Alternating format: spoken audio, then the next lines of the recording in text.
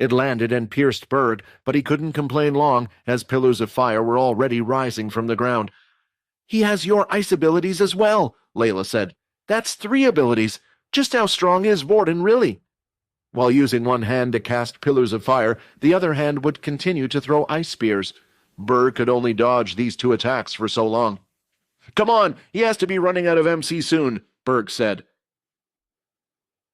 Inside the black room, Rayton was busy laughing.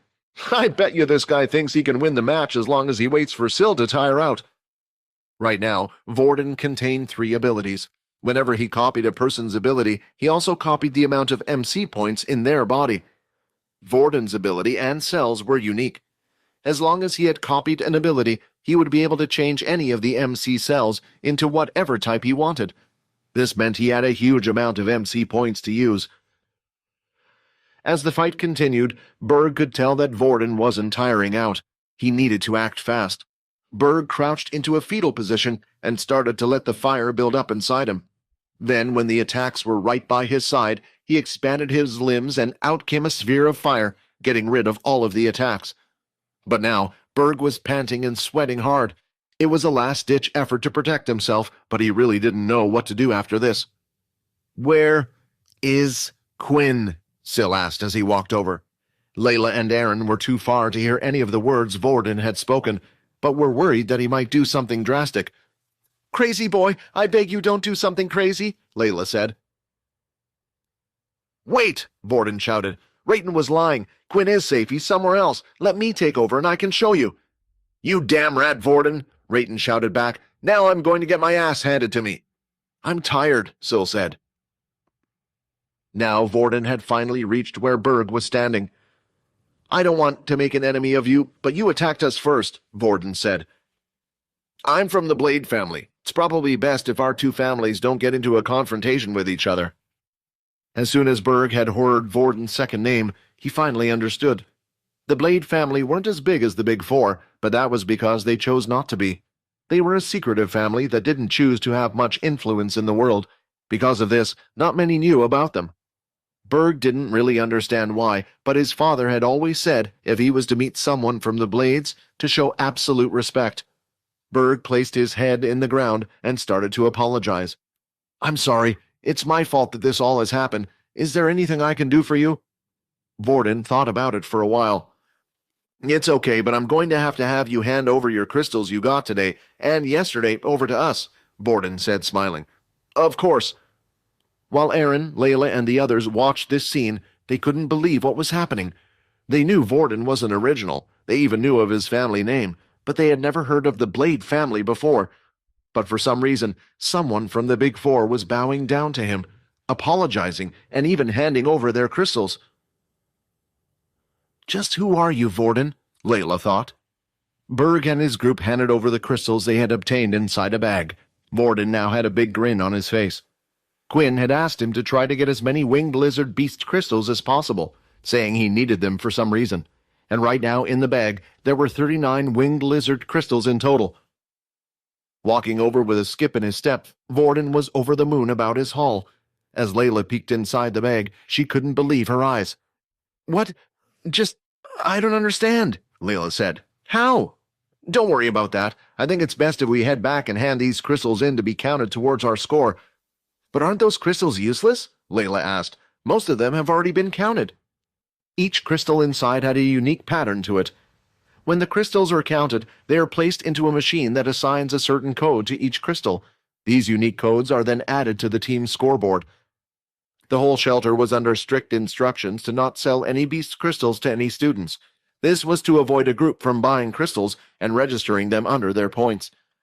But there was a reason why these unique codes were assigned to each team's codes. "Oh, I guess you guys don't know," Vorden said. "My brother did the same thing 2 years ago, so I have a little bit of insider information, I guess. Although the same crystals can no longer be registered for points, if the crystals belong to another team, the unique codes from their score will go into ours." This information was purposely kept from the students, but was told to a select few. Either originals like Vorden knew of it, or those who had already registered with the military. "Well, I hate to say it, but you did a really good job this time," Layla said while pouting. "Well, while we're ahead, why don't we keep on hunting?" Erin asked. "The truth is, I'm worried about Peter. Because of this, he might be targeted," Vorden said. "If you knew about this, then why didn't we leave him at the shelter?" Erin asked. "If we did, it would just be the same result, perhaps even more so. People would attack him as soon as they saw him on the street." There was a second reason why Vorden and Quinn wanted to bring Peter along. They were hoping to draw out whoever Peter was afraid of. "No one would attack a fellow student like that. Are you crazy?" Erin said. "Even if it meant getting their crystals, no human being would just attack another because of the test, and even so, people would rush over to help him." At that point, Vorden and Layla looked at each other, and both of them had the same thought. "Erin, you do know that Peter is a level 1, right?"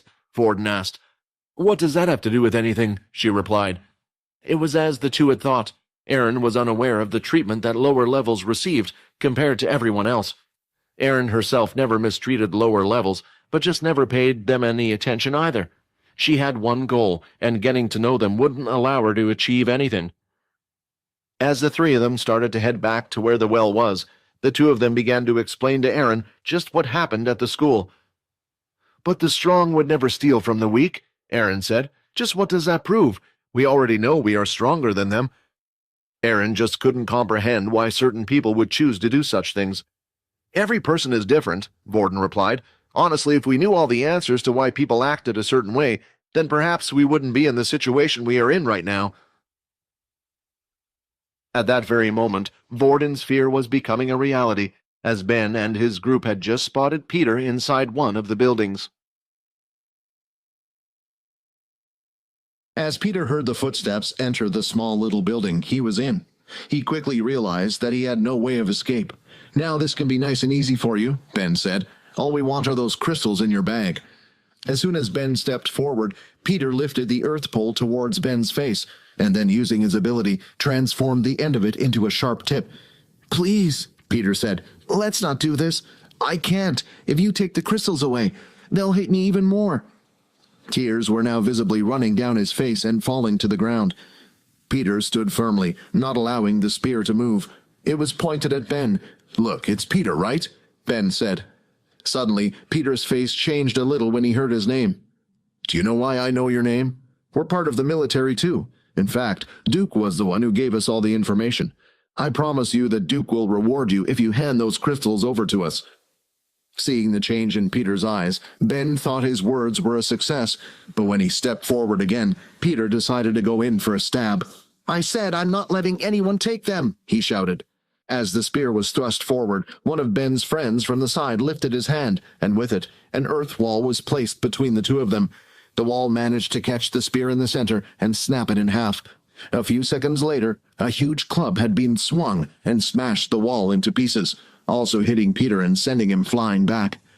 The blow was so powerful that Peter didn't just crash into the wall, but caused it to collapse and was now outside covered in rubble. "What a useless struggle. I would have thought someone like you would have been broken in by now," Ben said as he walked through the hole in the wall and stared at Peter on the ground. Peter was barely conscious. A small trail of blood was appearing from his mouth, and his whole face and hair were covered in debris from the wall. "Please, don't hate me," Peter said. "I'm sorry, Peter. This is just how the world is." At that moment, Peter passed out. Ben went through Peter's bag and took the 15 crystals that were obtained in yesterday's expedition. They then also took Peter's money card. They decided to leave everything else intact: the food pills, the water purifiers, and the first aid supplies. Ben and his friend had decided they would head to the shelter together, but before heading back, they would make a stop at the oasis to hunt some more teeth worms. As they were walking, one of them spotted something large and black in the sky coming toward them in their direction. "What is that?" one of them asked.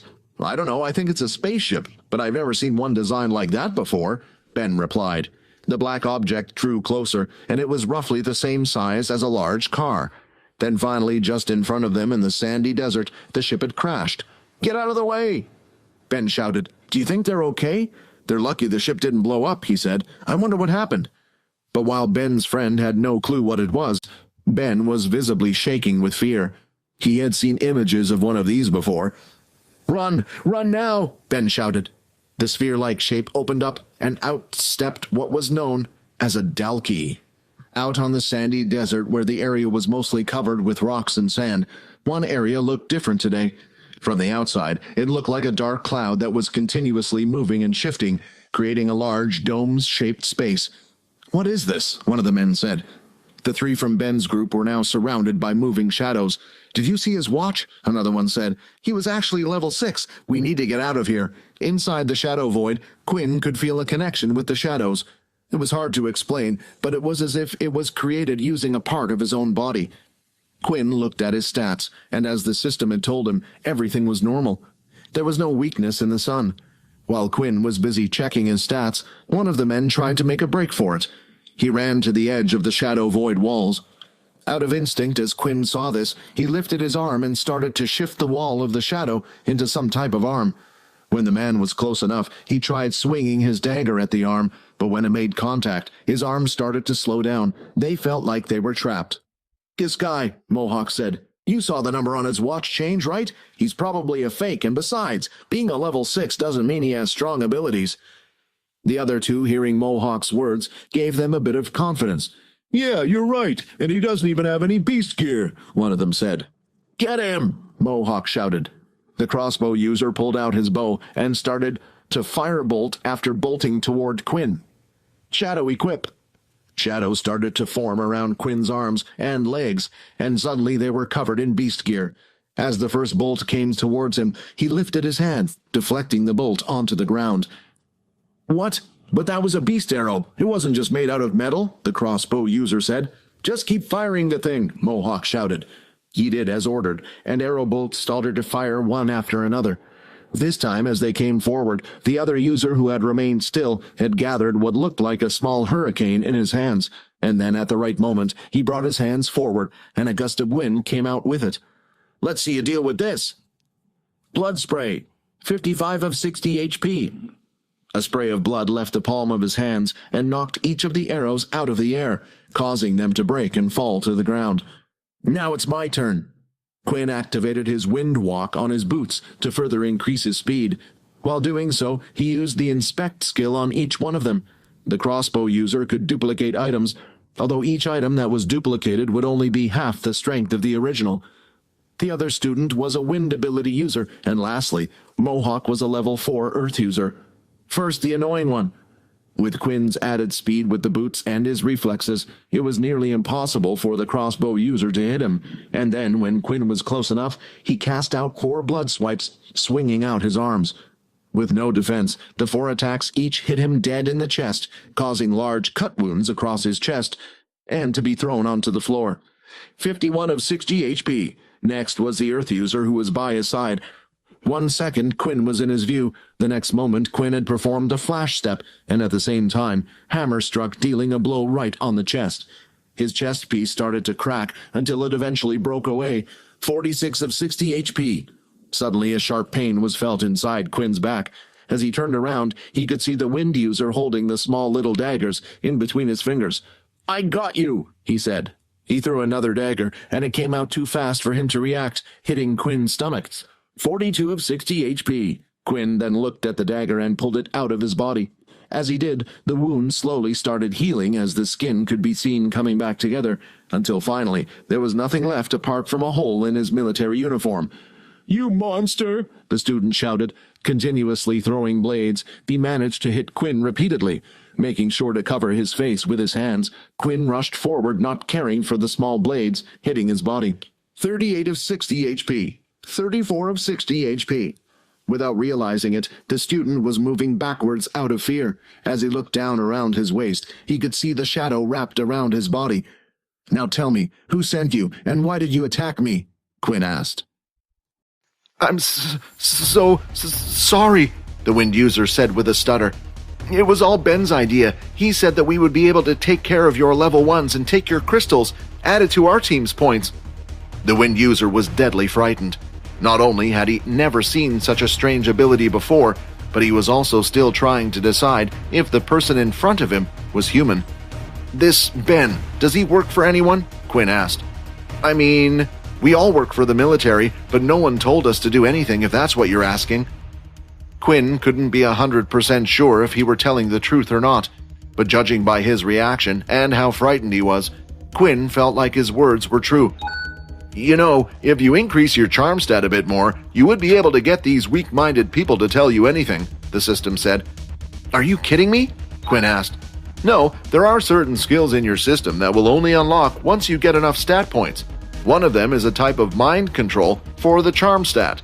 It's quite handy if their mind is weak. You can replace their memories, get them to spill the beans, or even if it was high, you could even get the person to kill themselves. Of course, that would only be for the very top of vampire classes. Do you know how many points in charm I need to unlock this skill? Quinn asked. 10 points are needed for the influence skill. 140 of 200 EXP. Right now, Quinn had gained 20 EXP for defeating the level 3 student and 40 EXP points for defeating the level 4 student. Even if he did defeat the wind user in front of him, that would only bring his experience points up to 160. It wouldn't be enough to level up. The reason why Quinn was so adamant about unlocking this skill after hearing about it from the system was because he didn't know what to do. The 3 users here were from the same school as him, and they had seen his ability. It would have been fine if it was just the shadow ability, but they had also seen his blood abilities as well and his incredible healing. If he could, he wanted to avoid killing his fellow students, but it was something that would have had to be done. Just then, from the corner of his eye, Quinn saw something forming from the ground. The sharp object shot out like a bullet, and Quinn managed to move his head and dodge at the last second. Suddenly, heavy breathing sounds could be heard.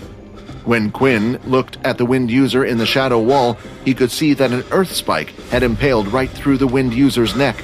More spikes started to appear from the floor, and when Quinn looked ahead, he could see that the earth user had regained consciousness and was barely standing on his feet with his hand held out.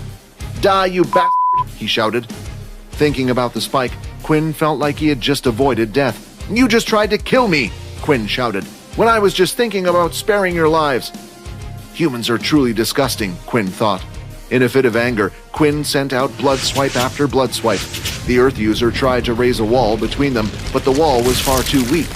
The second the blood swipes made an impact, the wall was smashed, and the blood strikes continued to hit the user. Quinn continued to fire out blood swipes until a message had appeared. A level 4 human has been killed. 80 EXP gained. At that moment, Quinn stopped. 210 of 200 EXP. Congratulations, you are now level 12. 28 of 65 HP. 2 free stat points have been added. 10 of 400 EXP. Quinn wasn't thinking correctly and purely attacked out of anger. The fact that someone had almost killed him, he just reacted, and what happened was not part of his plan. But just like when he looked at Ian's dead body, Quinn felt nothing looking at the Earth user's body lying there lifeless in the corner. Then, from the back of the shadow void, he could hear a groan. Please, save me! It was coming from the wind user, who still had the earth spike lodged in his throat. The color on his face was now turning pale. If Quinn were a healer, then perhaps he would have been able to have done something. Walking over to the wind user, Quinn looked at him. Your friend did this to you. No, you did this to yourself when you tried attacking me. I will put you out of your pain. Casting his blood swipe from above and at a close range, he managed to cleanly cut off the wind user's head. And now he was no longer in pain. Level 3 user killed. 60 EXP gained. 70 of 400 EXP. So I do get more EXP for killing them. Looking at the bloody mess instead of feeling sick like a regular person, his stomach started to growl. Your hunger grows.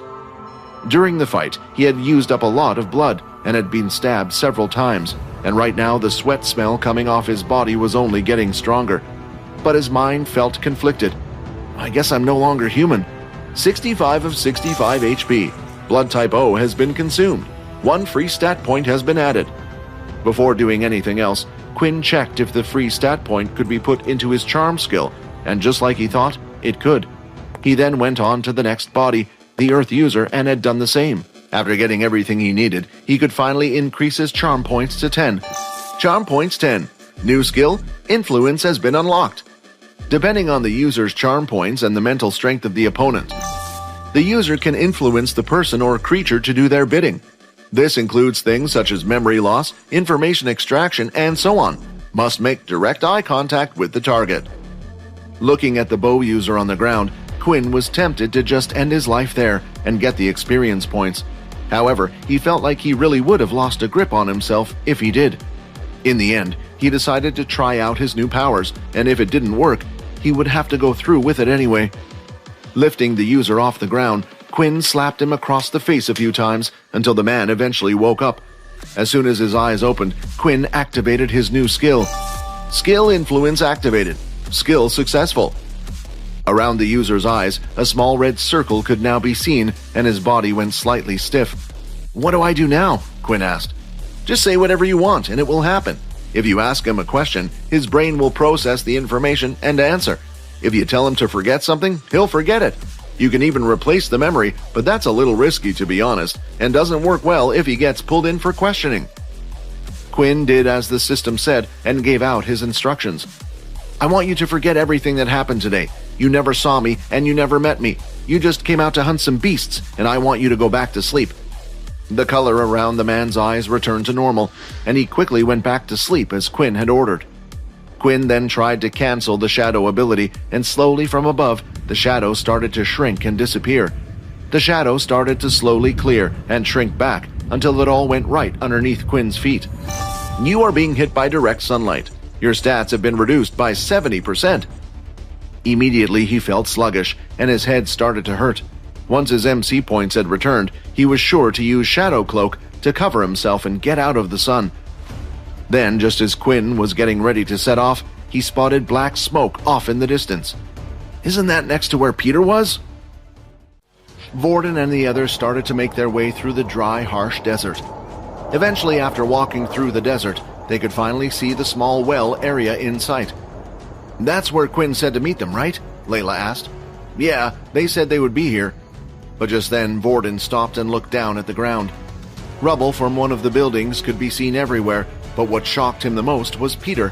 He was crawling across the ground towards them. His legs had been hurt, and possibly a few of his ribs broken. The only thing he was using was his forearms to crawl along the floor towards them. "Peter, what happened?"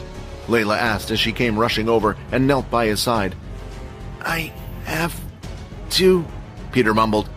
"I have to get back those crystals, otherwise those guys will hate me. I can't live anymore," Peter said. "Peter, you've done enough," Vorden said, as he knelt and placed his hands on his shoulders. Peter was half-conscious the whole time, yet there was one thing in his mind keeping him going forward. He had dealt with the gruesome pain of being tortured, but he couldn't deal with everyone hating him. He looked up and could see Vorden bent over in front of him. Immediately, tears started to run down his face. "I'm sorry, Vorden," Peter cried. "They took the crystals. I tried to stop them, I promise." "I know you did," Vorden replied. At that moment, all the energy had left Peter's body, and he had completely collapsed and passed out on the floor. "What do you think happened to him?" Layla asked. Erin had ignored Peter for the most part and went straight for the bag past him. It was laid on top of the rubble. "It's gone," Erin said. "They took our crystals." "Well, I guess it was pretty clear what happened then," Vorden said. "Wait a minute, what about Quinn? I don't see him anywhere," Layla said. "Well, it's not like we can ask Peter what happened," Erin replied. "They probably took him away too." Although it was possible, the other two doubted it. Out of the bag, Erin had pulled out a little first aid box. It looked to be made of metal like a small briefcase and had a small standard red cross on it. Then she placed it on the ground and pressed the red cross. The little suitcase started to transform into what looked like a little droid. "How can I be of assistance?" the droid asked. "Student Peter Chuck over there. Administer whatever you can to make him feel better." The little robot then scouted off and started to scan the area until it had eventually found Peter injured on the ground. "Will he be okay after this?" Layla asked. "He should be. That robot can deal with some pretty serious injuries. It's like having a personal doctor with you," Erin replied. "As long as he isn't near death, he should be fine. But I do have to warn you guys, we only have one of those things." "I'm surprised you let Peter use it then," said Layla. Erin didn't want to use such a precious item on Peter. But after hearing the words of the others and seeing Peter in pain like that, it made her realize that perhaps the others weren't exaggerating about the mistreatments of others. Just then, Vorden spotted the sign of black smoke off in the distance. "Do you think that's them? Probably one of them using their abilities," said Vorden. "It doesn't look too far away, and we can get our crystals back." "But what about Quinn?" Layla replied. Why don't we split up? Vorden suggested. We can't just leave Peter out here. I'll stay with him in case anything happens. When he's all healed up, we'll go looking for Quinn. You two can go get our crystals back, but if it looks too tough, then fall back and come to the well. With them agreeing, it was the only thing they could do. Vorden stayed with Peter while the two girls headed off to the area of black smoke. On Earth, on one of the very few pieces of land that still existed, was a reasonably large tower that had been built. The tower was so large and grand in size that if someone was to stand at the top of it, they could reach the clouds. This sole tower's purpose was to monitor the activity of each of the planets on the other side of the portals. It needed a strange source of power, that only Eno knew of. It was the same source of power used to power the portals. But today, unlike any other day, red alarm bells were ringing inside. The people were rushing all over the place. In a single room, they had about 200 employees all looking at a computer screen of their own. "Sir, it looks like there's been a breach on one of the green portal planets," one of the men at the computer said. Standing at the back of the room was a man who looked to be in his 50s. Although he was not one to seem intimidating just from looking at him, when he spoke, his words gave a certain feeling of trust. "Bring up the information on the big screen in front of you," he ordered. They did as asked and managed to pull up a small video. It was of a black flying object that had entered the planet's atmosphere. It looked to be slightly injured even before arriving on the planet. "There are meant to be no Dalki in this area. This is near the start of the solar. The Dalki's planets were mostly at the back." The Dalki and humans shared the planets in this specific solar system. Although not at war with each other currently, the two were in a race with each other to see who could conquer more planets. "Send a message out to Dalkey Station. Ask them if it's from any of their known battalions and tell them we'll get rid of it at all costs." "Yes, sir." "Also inform the military base, which is in charge of the planet, to send someone to deal with this immediately." "Will do, sir." Out in the desert, the black smoke was now rising into the air more ferocious than ever. It looked like a signal was being cast, and could probably now be seen for miles out in all directions. Although Ben had told his friend to go ahead and run away, they both stood there.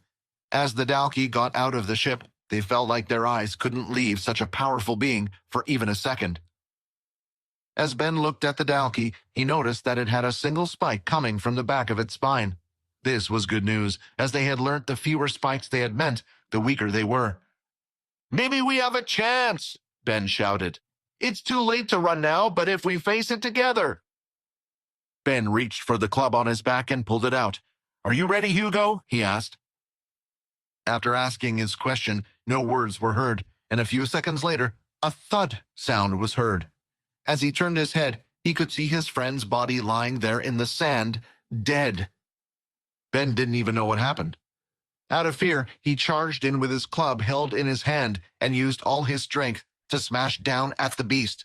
But with a single hand, the Dalki grabbed the club and then crushed it to pieces. "This place stinks," Dalki said. The two girls continued to walk through the desert. "Wait up! Erin, slow down! It's really hot out here," Layla complained. "I can't let them take our crystals. If they hand them in and we lose our points, then that means we could lose our place at number 1. So what? It's not worth risking our lives over. Even without those, we should still get a pretty good position. Why do you need to be number 1 so much?" For the first time, Erin had paused and stood still in the sand. Her fist was clenched, and just as she was about to say something, she bit her lip to stop herself. "Come on, we're not too far off." By now, the black smoke had covered most of the view in front of them. There weren't a lot of things that could be caught on fire, so just what on earth was making that much smoke, Layla thought. Then, as they were walking, Layla suddenly sped up as she spotted what looked like a small black spot in the sky. As it got closer, she noticed it looked ball-shaped and saw that something was dripping from the bottom of it. "Hey, what is that?" Layla asked. "I don't know. It might be someone's ability or something," Erin replied. "Maybe you can catch it." Finally, when it was a few meters in the air, Layla managed to stop it and slowly brought it over to their location. But a few seconds later, she forgot about everything and immediately dropped the object onto the floor. A thumping sound was heard, and it rolled onto the sand towards them. With it, a trail of red was sinking into the sand. "That was a head," Layla said with her voice all shaky. "I'm not seeing things right. It was a head?" "Was it a beast? Or maybe something else even? It could even have something to do with the black smoke," Erin said calmly. "How are you not affected by this?" "Our lives are worth more than some stupid crystals," shouted Layla. "Let's get back to the well and tell the others." But Erin stood there deep in thought. "If it's an intermediate beast and I use my full strength, I should still be able to take it out," she thought. But then, in the distance, a tall figure could be seen coming towards them. Its tail slowly moved to the left and right. "What is that?" Layla asked. For the first time, Erin didn't seem like her confident self. However, right now she is different. She had crossed her arms over her body, hugging herself and shivering in the desert heat. "Mommy, please save me," she said ever so quietly. Now that the creature was even closer, Layla could finally see what Erin could see. It was a Dalkey, but it wasn't alone. As it walked, it seemed to be dragging something along with it. "Oh, is that another two I see?" the Dalkey said. He then looked at Ben's body, which he had been dragging with him. It now had no head, but the rest of its limbs were still intact. He placed his foot on the body and pulled on the arm, ripping it from its socket. "It's a bit closer than last time, but it's not as easy to throw." The Dalkey aimed at the two in front of it, leaned back, and speared the arm through the air. Seeing the arm coming towards them, Layla knew this one was too fast for her to slow down with her ability. They barely managed to dodge it, with Layla pulling Erin away from the area. "Erin, we're getting out of here." Drawing her hand back, she slapped Erin across the face, leaving a red mark as she spoke. "Ice path." She created an ice path in front of her and then formed blades below her feet. "Do you know how to ice skate?" Erin asked. "No." "Then hold on." Lifting Layla onto her back, Erin started to skate down the ice path at amazing speed. Every time they would reach the end of the path, she would extend the ice in front of her. Those two girls were probably heading for the shelter. If so, it would be bad news if they warned everyone before I got there. I guess I better stop them. Unluckily for the two girls, if the Dalkey knew they were not heading for the shelter, he perhaps would have left them on their own. Their destination was actually for the well, hoping to warn Vorden and the others. Vorden was currently looking at Peter, who was bandaged from head to toe. The little droid had even performed stitches in areas that had an open wound. "Did we go too far?" Vorden said to himself. "Too far? Are you kidding me?" Rayton said. "You seem to be forgetting that this person sent us off to our death." "Rayton, don't you remember why we were created?" Vorden asked. "Perhaps Peter was going through something similar to Syl, and it was only thanks to us that Syl was able to cope with it all. Have some sympathy for Peter." Just then, Peter started to move a little in his sleep, until eventually he opened up his eyes and slowly lifted the top half of his body off the ground. "I would move slowly if I were you," Vorden said. "I know you hate me, and you have every right to, but I feel like I need to get something off my chest," Peter said. Vorden continued to look away, avoiding eye contact. "I didn't choose the school or the bullies over you two like you might be thinking. I chose my family over you two. You see, I have an older sister, or maybe I should say, I had an older sister. She died on an expedition. It was a big shock to us all, but it was an even bigger shock for my parents. They told me not to worry, not to try and work hard like my sister, for fear I would perish as well." "Sounds like you had a good family," Vorden said. "You should have listened to them. Trust me, they are a lot happier with you alive." Peter then lifted himself from the ground and looked at Vorden. "I realized that, and that's why I said I picked my family over you guys. But then they started targeting me, threatening me on this expedition." "Was it Earl and his underlings?" Vorden asked. "No, I mean they were a part of it, but it was someone bigger, someone near the top." "Who? Peter, tell me. Was it one of the teachers, or even one of the sergeants, maybe?" Peter paused for a second, as he was unsure whether he should tell Vorden or not. Vorden strangely looked at him. This made Peter feel scared and made him start to talk. "It was—" Before Peter could answer, "Vorden! Peter! Quinn!" Layla shouted at the top of her lungs. The two of them immediately headed outside and could see Layla being carried by Erin, who ice-skated through the desert. "Are you okay?" Layla asked Erin. "I just used up all my power. I don't think I can help in the fight," Erin said. "What happened? Are you running from the people who stole our crystals?" Peter asked with a worried expression on his face. "No, it's a Dalkey," Layla said. The fear was written on her face. Further in the desert, Quinn was plodding away in the loose sand, walking back towards the water well. Long exposure to the sun has been confirmed. Your body has been weakened further. All stats will now be reduced by 80%. What is this? Quinn shouted. 80%? At that moment, Quinn had fallen to his knees as his whole body gradually started to feel weaker. What is happening to me? System, help! Please explain, Quinn shouted to himself. Skill-activated shadow cloak. The shadow at the bottom of his feet began to slowly surround him. He became like a human figure made out of shadows. Stats have returned to normal. His MC points hadn't fully recovered. Quinn wasn't bothered about this. Erin and Vorden could protect him until his MC points fully recovered. A Dalkey, are you sure? Vorden asked. They suddenly saw a black figure flying in the sky. It was coming in their direction. It crashed into the large metal machinery, causing it to break apart. The Dalkey standing right in the middle of the wreckage could be seen. You should tell me where the shelter is. Now, Dalkey said, pointing to the piece of scrap metal beside Layla. Me? She stammered. It's over there, she pointed. Thank you, but I'm afraid no one can know that I was here. He then straightened the piece of metal in his hands with his claws. Then, using his fingertips, he sliced the top half of it to create a makeshift spear. I must not fail my mission, he says as he chucked the spear toward the students. Vorden immediately arrived in front of the group and conjured an ice barrier. No, that won't be enough, Erin said while still lying on the ground. She then lifted her hand and helped Vorden cast another wall behind it, making it as thick as possible, using the last bits of her power. I need to help, Layla thought, as she focused her mind, doing her best to slow down the spear's movements. Also, Peter rushed forward to where the ice wall was. Peter, what are you doing? Watch out, Vorden shouted. I can help too, Peter shouted back. Peter placed both of his hands on the ground, and in that spot, a piece of earth started to slowly rise, eventually creating a third barrier. Then finally, the spear had stopped moving. Oh, perhaps we need to start waging this war again before you Earthlings grow even stronger. Syl, we need your help now, Vorden said. No, Syl shouted back. If you don't, we will all die. You said you would take me to see Quinn. I don't even see any Quinn around here. Why would you lie to me? Syl asked. Just ignore the brat, Rayton said. Let me take over. We don't have time. Vorden immediately left the chair and allowed Rayton to take over.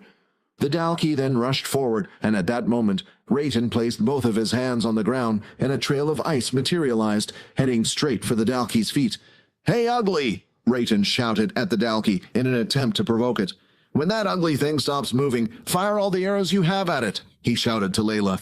In the end, she aimed the arrow to go directly into the Dalkey's thigh. However, the arrow simply bounced off, not even leaving a scratch on it. Damn it, Rayton shouted. Let's have some lizard barbecue. Using both of his palms, he fired a huge stream of fire toward the lizard.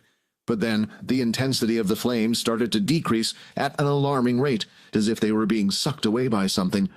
All of the flames were flowing towards the Dalkey like it was a vacuum, traveling in one stream directly towards the Dalkey's mouth. Thank you for the meal, it said. I haven't had anything this tasty in years. It's hopeless, Erin said. It's too strong. We're all going to die. Skill-activated Shadow Void. The area around them started to be encased in a dark shadow. Is this the Dalkey's power? Layla asked. The Dalkey himself was equally confused as them. Just what was it that was surrounding the entire area with them in it? The black shadow started to surround all of them. It slowly encased the group until finally the whole area around them was filled with purple shadows. But then Erin noticed that the Dalkey was also looking around in confusion at the shadows as if it was something unknown to it. Then from behind a claw-like shape of red lines came flying toward the Dalkey. It turned around. Sensing the power of the attack, it lifted both of its arms to protect itself, and it placed its arms in an X shape right in front of its face. Just as it was about to look up, 4 more of the same attack came at it. Although the attacks didn't hurt the Dalkey, for the first time in a long while, it had been pushed back from its position by an attack. As soon as Quinn had released his first attack, his shadow cloak had disappeared, and this had revealed him to everyone. The problem was he was low on MC points. He only had 30 of his MC points left, and he needed to use them wisely. Then Erin spotted Quinn's watch. To her surprise, it currently displayed the number 6. Was he hiding his strength the whole time? She shouted. He must have had his reasons, Layla said. How's the little one doing? Rayton asked. He's still sleeping, Vorden replied. So it looks like I'll have to deal with this one, Rayton said. The Dalkey then went and picked up another piece of scrap metal from the ground that was part of the well's machinery. Let's see how strong you are, the Dalkey shouted as he chucked the spear-like object towards Quinn. No, there's no way he can block that on his own, Layla said. Peter stayed by Erin's side while Vorden and Layla rushed towards Quinn. Shadow control. Using his shadow control skill, Quinn was able to create a black circular shield. But for Vorden, seeing Quinn's action made something click in his head. The spear flew, going at lightning speed, until the tip had touched the black circular shadow. At that moment, the spear looked like it had stopped in midair. Once the spear slowed, Quinn moved to the side. He took the shadow away and allowed the spear to continue moving forward and out of the shadow void. This is perfect, Vorden said. Quinn, as a vampire, was the perfect counter to the Dalkey. Vorden threw an ice spear at the Dalkey. It shattered into a million pieces once it hit the Dalkey's body. However, it did catch Dalkey's attention, which was what Vorden was aiming for. You are boring, the Dalkey said. I'm far more interested in that one. Hey, brat, Vorden shouted. Its skin is too tough. Use an attack that can hurt it on the inside. On the inside? Quinn thought. When the Dalkey was a few meters away, it leapt up into the air with its claws out, and with both of its hands above its head, ready to smash down. MC 20 of 100. The Dalkey could feel its attack slowing down as soon as it touched the strange, shadow-like substance, but by using its considerable strength, it was able to pull its hands from the shadow. MC 10 of 100. His attacks are so strong, I can only take one more, Quinn thought. As the Dalkey threw another punch towards him, Quinn moved the shadow and wrapped it around the Dalkey's fist. MC 0 of 100. Quinn could see the Dalkey's other hand coming straight at him. He looked the Dalkey in the eyes. Skill days. Days successful, your opponent has been stunned. He stepped behind the Dalkey and prepared all the motions for the hammer strike. He added blood spray to the last part, turning it into the most powerful attack he had, a blood hammer. The Dalkey still hadn't moved from his spot, but after a few seconds, he fell on one knee. This was Quinn's answer, an internal attack. When Quinn thought everything was over, a large fist had come out of nowhere, swinging out and hitting him right in the ribs, sending him flying through the air. Critical hit! Your ribs have been broken. The Dalkey stood up from the ground and smiled, wiping away the green blood from its mouth. I'm not done with you yet, boy. As Quinn hit the building, his body crashed through the wall, and he fell to the floor. Now that was impressive, the Dalkey said with a smile on his face. Did you know the more a Dalkey gets hurt, the stronger they get? When the Dalkey tried to take another step forward, it felt something akin to a force field that was pulling him back and slowing him down. Syl had taken over. Are you trying to take Quinn away from me? He yelled. You Earthlings are nothing like we were told, and you're not even adults, you're just students, the Dalkey said. The whole situation was filling the battle-crazy Dalkey with happiness. At that moment, Quinn was just lifting himself off the ground. 100 millimeters of blood used. Blood bank is now empty. Vorden, how long do you think you can hold him? Layla asked. At the same time, she saw Quinn lifting himself off the ground and the sun continuing to set behind him. Even if it turns to night, how is Quinn going to be able to fight such a thing? It's just too strong, Layla thought. Then she seemed to recall something Quinn had told her in the past, that he seemed to get stronger with each person's blood he drank. The next thing Layla did, she grabbed one of the arrows from her quiver and used the tip to make a small cut on the palm of Erin's hands. Then, using the bowl of ice, she allowed the blood to drip into it. Once there was a good amount of blood, she continued to do the same using her blood. Next up was Peter. The Dalkey continued to move towards them, and the sweat was running down Syl's face. The stupid dinosaur is strong, Syl said to Vorden and Rayton. Suddenly, Layla appeared by his side. She created a small cut on the back of Vorden's leg. When the bowl was finally full, she started to make her way towards Quinn. Just what is that girl doing? The Dalkey thought. Here, drink this, Layla said as she handed over the bowl full of blood. He took the bowl and gulped it down in one go. 65 of 65 HP. Blood bank has been filled. 2 points have been added into agility. 1 free stat point has been added. You are no longer affected by sunlight. All stats have returned to normal. After consuming the blood in the bowl, Quinn felt like a whole new person. I can't hold on any longer, I'm too tired, Syl whined. The struggle against the Dalkey was too much for him. He wasn't fighting obsessed like Rayton, so he gave up control and left Vorden in charge once again. The Dalkey could suddenly move one foot in front of the other again. The amount of force it felt being exerted on itself was like nothing compared to before. Quinn, seeing this happen, knew he was in trouble. He put the free stat point into agility without hesitation. It now brought his agility stat up to a total of 23. Then, using all the speed he could and activating his boot's wind walk ability, he rushed over to where the Dalkey was. Moving at an incredible speed, Quinn managed to cover the distance from the building to where the others were in only a few seconds. As soon as he was in range, he cast another blood swipe. The attack ripped through the sand and was heading straight for his target. The Dalkey pulled his head back at the last second, and the attack skimmed right past its nose.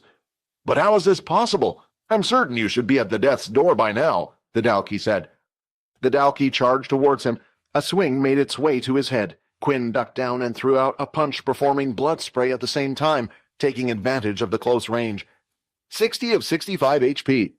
The fight continued in this fashion, with Quinn avoiding each of the Dalkey's attacks, and whenever it would get too close, he would use his blood abilities to push it away. 48 of 65 HP. Quinn had to be sure not to get a hit from the Dalkey. Another claw was coming at him, and it looked like he was about to get hit. He had no choice but to perform the flash step and appear directly behind the Dalkey. "Damn, I can only use the flash step one more time," Quinn thought. But the Dalkey was getting equally frustrated. "You little Keenan, I will squash you!" It lifted both fists and smashed them into the ground. It didn't seem like an attack made to hurt anyone. The rocks just lifted into the air and quickly fell back to the floor. It was just a way for it to let out a little bit of frustration. Quinn had taken a few steps back away from the Dalkey and quickly opened up his status screen. MC points 40 of 100. This was what Quinn was waiting for. He was waiting for his MC points to return so he could use the shadow ability again. The Dalkey was surprised to see that Quinn was the one coming towards it. "So you finally decided to attack, I see," it shouted. Quinn flung his hand out with his fingers held together, casting a single red line of aura. Then, before it could move away from him, the shadow underneath his feet started to move. The shadow reached out and grabbed the blood aura, holding it in place, and now the other end of the shadow was attached to Quinn's hand. The two opponents were still quite a distance away from each other, but Quinn still swung out the shadow side. Seeing this, the Dalkey wasn't afraid. It was slightly confused, actually, as the scythe would be able to reach him. Suddenly, as the scythe was swung outwards, it seemed like it was starting to extend. With Quinn's new attack, combining his shadow control with the blood swipe, hit the Dalkey's body. 47 of 65 HP, 35 of 100 MC. The Dalkey's blood continued to drip from its side and fall into the sand, but now the spike on its back was pulsating faster and glowing brighter. Seeing the Dalkey injured and bleeding made Quinn feel excited. He charged forward once again. "Come on, attack me again," the Dalkey shouted. And Quinn did just that. The attack was a success, and it caused the Dalkey to fall onto the ground. Its forearms were dripping with green blood, but it ignored its wounds. It just stood up once again and charged forward. At this point, even Quinn was starting to worry. He went to attack once again with his shadow scythe. Only this time the Dalkey managed to jump and avoid the blow. "Did it just get faster?" Quinn said. "You seem to have forgotten," the Dalkey said. "I told you already, the more we are hurt, the stronger we become." "I can't win," Quinn said. "Even with my full power, it's still too strong." "Snap out of it, Quinn," the system shouted in his head. "You only became a vampire a couple of weeks ago, and you think you can already take out an enemy like this? You will grow in due time, but the important thing right now is to survive." "I can do this! I have to do this!" Quinn shouted. Running forward and not changing his direction, he went straight ahead. Then, just as the Dalkey was prepared to attack, flash step! He used his skill, allowing him to avoid the strike and go right past the Dalkey. "What is he doing?" Layla thought. "Should we run? Is that why he's coming towards us?" "I need blood!" Quinn yelled. "I can't fight the Dalkey like this. I need more blood!" Layla didn't ask any questions and immediately started to make another cut on the palm of her hand, and Erin had already formed another ice bowl. But when they all looked up, their faces had dropped entirely, for the Dalkey was already right behind Quinn. Not only had its strength gotten higher, but so had its speed. Everything about the Dalkey had improved. It was too late for Quinn to notice, and the Dalkey was already mid-attack. The fist flew forward and penetrated right through flesh and bone, going straight through his body and out to the other side. Bright red blood could be seen dripping onto the ground with a fist through his body, but it wasn't Quinn's body that was penetrated. The person who had been hit was Peter. "Quinn," Peter said weakly, coughing out blood that filled his mouth. "Please, forgive me." His body fell to the ground and hit the soft sand. His blood continued to soak the sand, turning it red. At the moment Quinn needed help the most, the only one brave enough to step up and come to Quinn's side was Peter. However, it came at a terrible price. As Quinn saw Peter's body hit the ground, a certain reality hit him. He had seen people die before, but this was the first time that someone he knew personally had died. "Peter!" he shouted. "When did he get over there?" Layla asked after hearing Quinn shout. "He must have started moving towards Quinn as soon as he saw the Dalkey," Vorden said. The Dalkey looked at Peter on the floor. "That's quite noble of you. It's a shame, though, since you will all be dying with him." "I'll kill you!" Quinn shouted, "even if it means killing myself." Quinn rapidly fired out multiple blood sprays. "Hey, it seems to be working!" Layla shouted out. "I'll kill you!" Quinn shouted, "and once I'm done with you, I'll suck out your blood until you're nothing but a walking skeleton." He continued to shout out words of abuse, but he wasn't sure what he was saying. Fortunately, a nice surprise came to him amidst his combat. Blood spray has leveled up. Blood spray is now level 2. As it hit the Dalkey this time, its wound seemed to be opening up, as more green blood was leaking out of it than before. Now that the two of them were a distance away, the group ran up to Peter to check on him. Surprisingly, even though he had such a big wound, he was still breathing. Layla cried out, "He'll bleed to death like this. It might be best if we kill him here," Vorden said all of a sudden. The two girls looked at Vorden with expressions of shock. "Look at him, he's in pain. He's been bleeding for the last 2 minutes, and at most he only has another 3 before he's completely gone. It'll be more peaceful to get rid of him now." But the group didn't have time to decide, for they were distracted by something else. When they looked over, they saw Quinn kneeling on one knee, while the Dalkey was still standing, but green blood was oozing from the multiple wounds on his body. Quinn hadn't paid much attention to it, but he had unfortunately ran out of stamina. With the increase of firepower in the blood spray, it also took up more energy to use it. He looked at the Dalkey that was still standing, unbelieving that it was still alive after it had received so much damage. The Dalkey soon started walking over, while Quinn looked at it directly in the eyes. Daze. Daze skill ineffective. And just like that, the last thing he could do had been tossed out the window. "Damn it! If Peter can go forward, then at least I can as well," Vorden shouted all of a sudden, as he charged in with what little power he had left. But all of a sudden, a large metallic object went flying right by Vorden's head, landing directly between Quinn and the Dalkey. "You kids get back! Get out of here now! That's an order!" It was a mech. The mechs had humongous strength, and were equivalent to that of the Dalkey they were currently facing. "Come, Quinn!" Vorden yelled, putting Peter on top of his shoulder. "Let's get out of here!" And with that, the two of them went over to where the others were by Peter's side. Right now, his face was much paler than before, and not to mention, his eyelids were drooping as well. Quinn knelt by his side and looked him in the eyes. "I'm sorry, Peter. You saved me." "If you wish to save him, you must act quickly," the system said. "I can save him? But these wounds are impossible to heal with no healer around." "That is indeed the case, but if he was no longer human, and a supply of blood from each of you, he would be able to overcome this fatal wound. Would you like to activate the blood ritual?" The system had given him an option at the most crucial time, whether to make Peter into a blooded one or not. Surely becoming a vampire was better than dying, right? "I'll do it," Quinn said. "Quinn, what's up with your eyes?" Layla asked. Quinn didn't know it himself, but as soon as he had accepted to activate the skill of his blood ritual, his eyes started to glow. Right after, he started to follow the instructions one by one. Please proceed by inserting the host's blood into the mouth of the target. Then, using one of the tips of Layla's arrow, he inflicted a cut on his hand, creating a brand new wound. He held his hand just above Peter's mouth, who was now barely breathing, and allowed for the blood to drip in. Peter's eyes then opened wide, and now he had red rings around his eyes. "Quinn, this isn't enough. The transformation has only just begun, but he now needs the blood of the others to live," the system shouted. "Guys, please, I need you all to do the same," Quinn asked. Just then, Peter's body started shaking uncontrollably. Quinn quickly grabbed both of his hands. "Someone hold his mouth open!" Quinn shouted.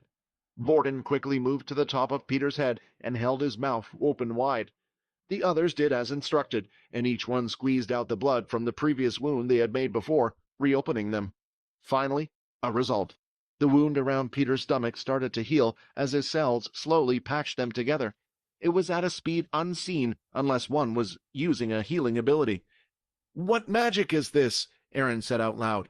Peter started to struggle less and less until he eventually calmed down, and his eyes were finally closed. "Is he still alive?" Layla asked. At that moment, Quinn received another message. The ritual was a success. The human has successfully been blooded 1/2. A vampire ghoul has been created. A new family has been created. What would you like to name your family? Now that you have turned someone, he falls under your ranks. He has your blood, so he is part of your family. Every vampire that turns someone has the responsibility to look after their family, the system explained. Right now, Quinn could only think of one thing. Although he had gotten stronger thanks to the ability, he now relied on one thing: blood. Without it, he didn't know how he would survive. Family name the Cursed. This was how Quinn felt at this moment in time. Just then, a loud crash was heard. As the group turned their head, they could see a Dalkey on top of one of the mechs, ripping off one of its arms. "Well, well, looks like we lucked out and it's only a single spike." A voice was heard from behind the group of students, and when they turned to look, they could see Leo standing there. But right now, he had a light set of black and red beast gear on, and his chest had the design of a Japanese demon, an Oni with horns. "There will be no need to call the others, or use my soul weapon for something like this." At the second military base inside one of the schools, another meeting was taking place. "There's been a report of a Dalkey ship crash landing on the planet Callity," Nathan reported. The tower made communications with the Dalkey, and of course, they said it was a member who had gone rogue. Before Nathan could even finish his sentence, Leo stood up from his seat and bowed down in front of Nathan. "Please allow me to go. Those students are too young to experience something like this, especially on their first outing. They must be protected." As long as the Dalkey had no more than 3 spikes, then Nathan was confident in him. "Faye, Haley, I want 2 of you on standby just outside the portal for their return. If any backup is needed, then you go straight through. Haley, heal anyone who needs immediate medical attention." "It seems like Dell's class is having it tough this year," Haley said. "I couldn't agree more. It's almost as if bad luck has been following them around wherever they go," Faye replied. Leo was eventually ready, unhesitatingly entering the portal soon after. The shelter had responded to the emergency response and had closed all shelter gates. 2 mechs had been sent out to look for the Dalkey, with both of them arriving at the crash sites. But once the mechs had discovered their location, they were able to tell Leo exactly where they were. "Men, fall back!" Leo shouted. The 2 guys in the mechs did as ordered. "Another one," the Dalkey said as he saw Leo walking towards him with his hand on his sheath. The Dalkey looked like he was heavily injured, but that didn't fool Leo. Using his ability, he could see the strong aura emanating from him. "Why did you fight us?" Leo asked. In response to his question, the Dalkey ignored him and went in for a strike. Leo responded to his actions by pivoting forward and using a quick draw, pulling out the katana from its sheath and putting it back in an instant. The Dalkey felt nothing, as his arm had been cleanly sliced off. There was no resistance like everything else before had. It was as if the sword was able to ignore all attributes. "You!" The Dalkey pointed with his other hand. "I know who you are. The others had warned me about you." Unfortunately for him, before he could finish talking, its head had also been cleanly cut off. "Was this the only one?" Leo asked. For a moment, the students had forgotten to speak as they were too amazed at what they had just seen. Yes, that's the only one we saw," Layla replied. The 2 mechs soon ran forward and went down on their knees. "Thank you for protecting us, Sergeant Leo." "Don't thank me," Leo replied. "Thankfully, the Dalkey was already on its last legs. You 2 must have done a good job in injuring the Dalkey before I got here." The 2 soldiers looked at each other in response. They hadn't even managed to land a hit, even once. Nearly all of the wounds that were on the Dalkey were on it before they had even gotten there. It couldn't have been the students, could it? They simultaneously thought. In contrast, Quinn's attention was focused on something else. His eyes were fixated on the Dalkey's hand that was not too far away from them. He started walking over, and Vorden soon noticed what he was looking at as well. "Inspect." "Dalkey, a half-human, half-beast race." "Half-human, half-beast?" Quinn looked at it with a confused expression. Aren't the Dalkey aliens? Inspect. Dalki blood. Consuming the blood will have unknown effects on the host. System, do you know what the Dalkey blood will do? Quinn asked. No. The system replied bluntly. But I will tell you this. If it did harm to your body, the system would warn you. Should I? Quinn thought. The system said it wouldn't hurt me, right? Well, here it goes. As the blood touched his tongue, a mint sensation entered his body. Level 1 Dalki blood has been consumed. A 10% increase in all stats. Will last 1 hour. The tingling feeling Quinn felt through his body was hard to describe, and the buff that he got from obtaining it was amazing. Quinn looked at the arm again and thought if there was any way of him taking it back with him. Unfortunately, it seemed like non-living matter was unable to enter the dimensional space. But by that time, Leo and the other two were already done with checking out the dead Dalkey body. These two will escort you back to the school. Make sure that all your injuries are dealt with. As the others walked off with the soldiers, Leo grabbed onto Quinn's wrist. It looks like you stayed true to your word, and you protected them, Leo said. I guess you are on our side after all. But as Leo looked past Quinn, he noticed Peter, and he looked slightly different and had a slight tint of purple to his aura, similar to Quinn. I'm still keeping my eye on you two, Leo said, but for now, go rest. Just then, as the group continued to carry Peter on their shoulders, it seemed like he was starting to wake up. As he opened his eyes, Vorden and Layla slowly allowed him to stand on his own 2 feet. What happened? He asked. I think you should talk to Quinn once we have the time and this is all over, Vorden replied. Anyway, how are you feeling? Layla asked. I'm feeling good, Peter replied. Better than usual, actually, although I am a bit hungry. Somewhere in an unknown place in a large room, there was a large rectangle table that stretched out far and wide. On the table, there were a total of 13 seats, and each one had a person sitting in them, all apart from one. It was a mixture of men and women, and they all looked all sorts of ages.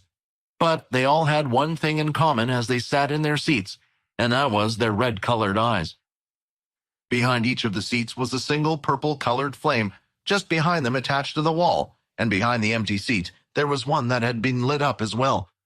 A single man sat at the head of the table and started the conversation. As you can see, the flame has been lit above the 10th chair. Does that mean he's back? But I thought he had died. No, I believe he managed to somehow find someone before he left this world, and they have officially bloodied their first, creating a new family. But why now? It's been 100 years. I don't know, but what I do know is we must find this new family and bring them in as soon as possible. Make sure they uphold our laws, and if not, we shall get rid of them all. Inside a pitch-black training hall, a certain boy was creeping his way forward towards a door, and just hovering above him was something that looked like a miniature bull, a little larger than a human's fist, although this one also had tiny wings and 2 large fangs on the front of his face. Did you spot anyone, Ham? The kid asked. His name was Fex, and today he had come to the hall inside his family's castle for one reason, to go to the human world. Just then, out of his backpack, Fex pulled a small silver ring that had 10 crystals embedded on the inside and all around. I have to thank you again, Bloody Volver, wherever you are. Because of you, I can finally leave this place. He then placed the ring on the ring finger of his right hand and was finally ready to go. Wait, I think I hear someone, Ham said. Well, let's hope I don't end up somewhere too bad. Fex then rushed over to one of the square machines on the floor and tapped on top of the machine. Access code accepted. From the hallway, one of the guards who was roaming could hear the mechanical sounds coming from the room. Is someone using the teleporters? I don't remember an outing planned for today, the man thought. He quickly ran into the room, and just then he could see Fex standing in front of the circular teleport device. Fex turned around and looked up at the man. He gave him a huge smile before saluting the man. He grabbed Ham and jumped back into the teleport circle. Ham, you need to transform. The humans will have a fit if they see you flying above me. A small puff of black smoke appeared around Ham. When the black smoke went away, it was replaced with what looked like a black dangling earring. It was round at the top, with a little symbol of a bull on it. When Fex opened his eyes, he found himself in a large dome-like building with digital signs going all across the walls, showing all sorts of advertisements. But the biggest one of them all was one that said, Welcome to Toklon City. Fex headed for the exit, as if he didn't worry about the world, but just as he reached the exit, he could see the doors to the outside where the sun was glaring. "Time to put this ring to the test," Fex said. He closed his eyes and took one step out into the open sun, and nothing happened. With a big smile on his face, he continued to walk forward and started to explore the city. After walking a while, Fex decided to stop by what looked like a food shop. "Perhaps I can get this thing called wine, the drink my grandpa was talking about, from this shop," Fex thought. As he went inside, he started to look around the shop in the drink section for an item labeled as wine. He grabbed a random bottle and rushed over to the counter, waiting for his turn. "ID, please," the counter clerk asked. "ID?" Fex was confused. Unknown to him, every citizen of Earth was required to carry around an ID. "How old are you, kid?" 16. "Can I not purchase this drink, then? I have the money," Fex said, with an innocent smile on his face. "No, of course you can." Then, as Fex had left the shop, the clerk immediately opened up his screen and dialed the number 111. "Hello, I'd like to report someone on Bader Street. Yeah, it looks like a student who is committing draft evasion. Black hair, gelled back, with an earring. He didn't seem to have an ID on him either." Walking down the street with his backpack in his hand, Fex was smiling broadly. Of course, it had been many years since his grandpa had visited Earth, but the one thing he would never stop talking about was this drink called wine. This was why Fex put it at the top of his to-do list when he would finally visit Earth. "You're being followed, you know," Ham said. "Yeah, I can tell," Fex replied. "Did the family find us already?" Ham asked. "No, they don't smell like vampires. Most likely they are humans. But why are they following us?" Fex said. Although Fex didn't pay much attention during his lessons, there was one law that was hammered into his head. Never, under any circumstance, reveal yourself to humans. If they found out what you are, you had only two options: bring them back with you to turn them into a blooded, or kill them. Fex decided to turn around a corner into a dark alleyway to confront the humans following him. "I know you're following me," Fex said. The two men stepped towards Fex. "Fire when you're ready," the first man said. "Looks like I might have to fight my way out of this one," Fex thought. He took a step forward, and a small, sharp pain was felt in the side of his neck. "What the—" As he looked to the side, he noticed that something that looked like a dart had been shot into his neck. Inside the dart, a green liquid could be seen. "Why am I suddenly feeling so sleepy?" His eyes started to close, and he collapsed onto the floor. Back at the castle, a certain man was sitting in a large, throne-like chair. This man was Fex's father, Lee Sanguinus. "Is there any update?" he said. Kneeling in front of him were 5 of his subordinates. "Unfortunately, it seems like the humans have managed to get to him before we could, sir," one of the subordinates said. Lee said, "The silly boy never paid any attention to his classes, yet he always listened to my father's crazy stories. Do we know where they have taken him?" "Our resources say that he was taken to one of the military bases to be admitted into military school," the same subordinate replied. "Silver," Lee said. "Yes, sir," a female subordinate replied as she stood up. Just like her name suggested, she had bright, long silver hair that was tied in a ponytail that nearly went down to her knees.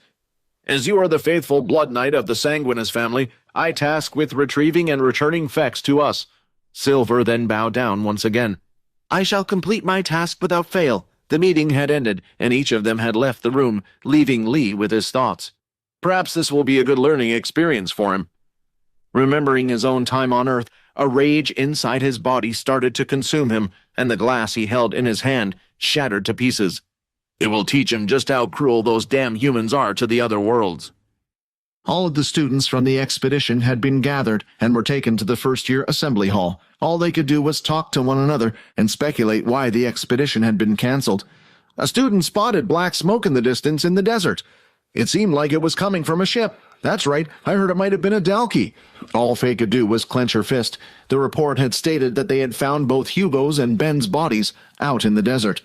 They were able to confirm they had died from the Dalkey. However, the other 3 in their group were never found. "Attention!" Faye shouted. The students immediately got in line and saluted her. Then a holographic screen appeared behind them. It was a scoreboard with all the team scores. "First things first, as you may know, the expedition has been cancelled," Faye explained. What that means for all of you is that the points you had obtained in the first 2 days before the expedition ended will be your final score for this exam." "What?" Erin blurted it out, and she wasn't the only one. "Enough! There are more important things than the test," Faye shouted, calming down the chatter amongst students. "Right now there's a high possibility that some of your fellow students have died on this test, and worst of all, it was to the threat we have all been training against, the Dalkey. The Dalkey has been swiftly dealt with, and it seems like this was not a planned attack, but a stray ship. But this is a reminder to you all why we need to train so hard every single day, and I hope you will remember that. You are dismissed," Faye said, ending her speech, but Erin wasn't bothered about any of that. "You!" she shouted and pointed at Quinn. "Why did you hide your strength?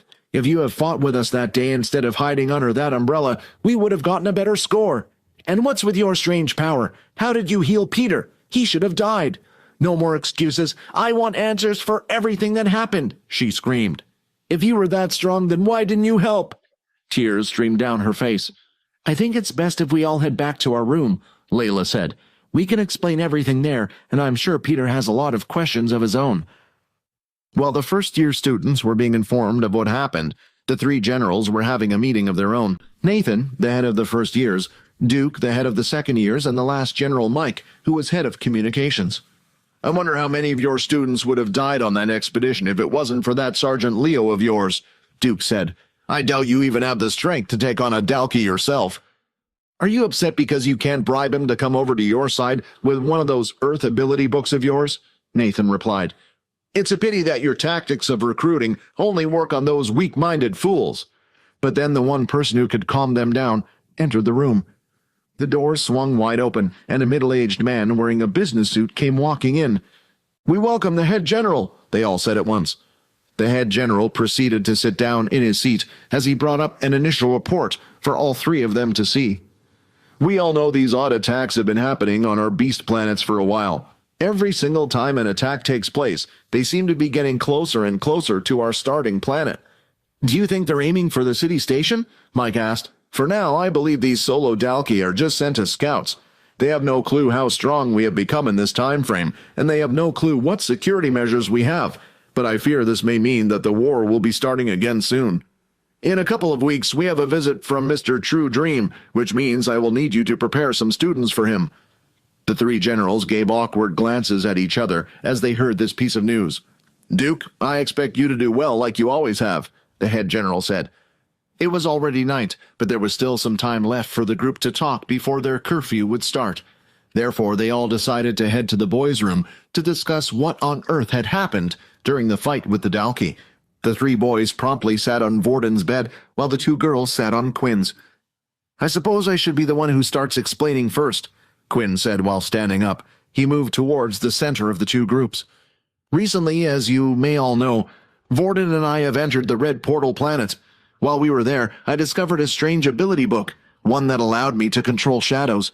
It was a strange book because it disappeared the moment I learned the ability." Quinn then tapped the surface of his wristwatch 3 times. The number suddenly changed from a 1 to a 6. When he tapped it another 3 times, it changed back to 1 again. "I knew it," Erin said. "But why did you have to hide it from us?" At that point, Quinn took a deep breath. "That's because I have an even bigger secret that I was hiding. I'm a vampire," Quinn said, looking at Erin and Peter with a nervous look on his face. "So, this is what you guys came up with to try to give an excuse why Quinn didn't use his powers?" she said. "Well, I'm not buying it. I don't believe that a human that needs blood to survive exists. If there were such creatures as vampires, why haven't they revealed themselves to the world already?" Erin then went towards the door, pulling it open before saying her final words. "You guys disappoint me. I was starting to think that we were a team, not a bunch of liars." With that, she closed the door behind her and stormed off. "Do you think she'll tell anyone?" Quinn asked. "Are you kidding? With a reaction like that?" Vorden replied. "She didn't even believe it herself." "Well, how did we expect her to react?" "Oh, it's okay. You can have my blood anytime. She's not Layla, for goodness sake." "I'll go up and check on her, just to make sure she doesn't tell anyone. I'll give you an update about it tomorrow, Quinn." Although Erin didn't seem to believe it, Peter, for some reason, did. He didn't know how to explain it, but ever since he had left, his body felt different. There was some sort of connection that he felt between Quinn and him. The last thing that convinced him was the fact that he wasn't dead. "Quinn, does it mean that I'm a vampire now too?" Peter asked. Just what was a vampire ghoul? Quinn thought. "I'm afraid it isn't good news," the system said. "Out of all the possibilities he could have turned into, this was the outcome I was hoping for the least." The system's words didn't give Quinn great hope, and what he was about to hear lessened his optimism even further. Please subscribe to the Pocket FM YouTube channel and press the bell icon for instant notification. Check out our channel for more such exciting shows.